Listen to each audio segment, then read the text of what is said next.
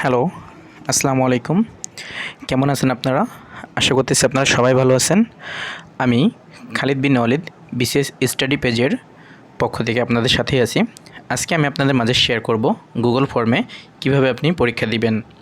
আমাদের গ্রুপে পড়াশোনা করতে হলে আপনাকে বেশ কিছু সময় গুগল ফর্মে পরীক্ষা দিতে হতে পারে এবং কিছু সময় মেসেঞ্জার গ্রুপে পরীক্ষা দিতে হতে পারে। চলুন দেখে নিয়ে যাক আজকে গুগল ফর্মে আমরা কিভাবে পরীক্ষা দিব। প্রথমে আমরা আমাদের গ্রুপে লিঙ্কটি শেয়ার করে দিব, আর সেই লিঙ্কটিতে আপনারা ক্লিক করবেন, মানে ট্যাপ করলেই আপনার মেসেঞ্জার থেকে এটা লোডিং হবে। আস্তে আস্তে আপনার মোবাইল সিস্টেমে আপনার এটা ব্রাউজারে লোডিং করে দিবে। তো প্রথমে লিঙ্কে ক্লিক করার পরে আপনারা এরকম একটা ইন্টারফেস দেখবেন, যে ইন্টারফেসের মাধ্যমে গুগল ফর্মে অনেকগুলো ক্লাস ওপেন থাকবে। দেখুন, এখানে আমরা আজকে একটা ডেমো টেস্ট ক্লাস নিব এবং ডেমো টেস্ট ক্লাসে আমরা এখানে ফোন নাম্বার বা এখানে যে যে ইনকোয়ারি জিনিসগুলো দিয়ে থাকবে সেইগুলো আমরা এখানে দিয়ে দিব।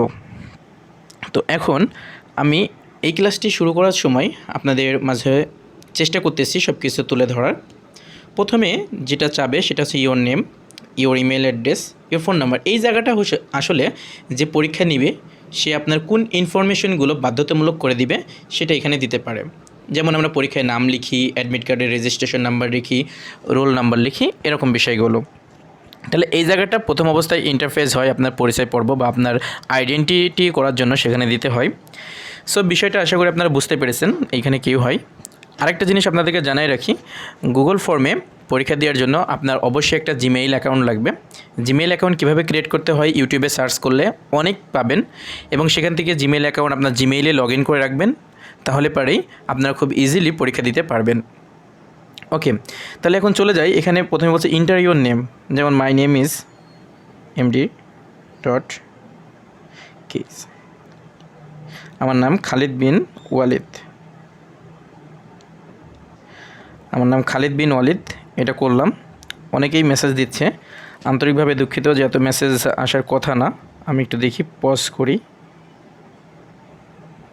তো আমি এখন এখানে বেশি কথা বলতেছি যাতে আপনাদের সব কিছু একটা ভিডিওর মাধ্যমে আপনারা ক্লিয়ারলি বুঝতে পারেন। ওকে, তো এখানে আমি আমার নাম দিলাম, এখানে আমার ইমেল অ্যাড্রেস দিব।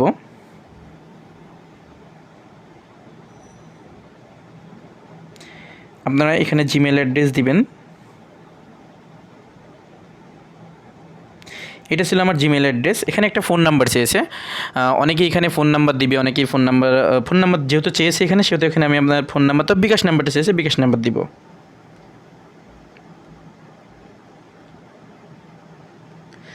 ওকে, এটা হয়ে গেল আমাদের প্রথম ফর্মের কাজ। আইডেন্টিটির জন্য যা যা রিকোয়ার্ড চেয়েছে, এই যে স্টার চিহ্ন দেওয়া, লাল স্টার চিহ্ন দেওয়া, মানে আপনাকে এই ঘরটা পূরণ করতে হবে, না করে আপনি নেক্সট অপশনে যেতে পারবেন না।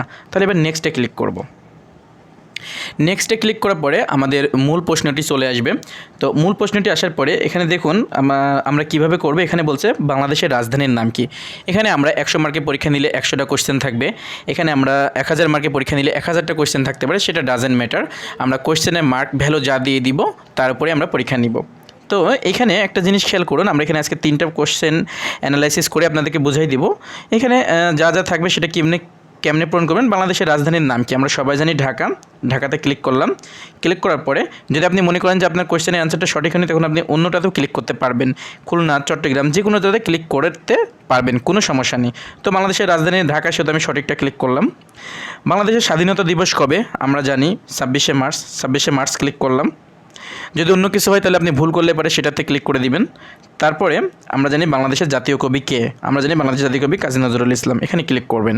এরপরে সর্বশেষ যে কাজটা হবে সেটা হচ্ছে সাবমিটে ক্লিক করে দিবেন। সর্বশেষ যে কাজটা হবে সেটা হচ্ছে সাবমিটে ক্লিক করে দিবেন। তাহলেই সাবমিটে ক্লিক করার পরে আপনার ক্লাসটি বা পরীক্ষাটি দেওয়া কমপ্লিট হয়ে যাবে।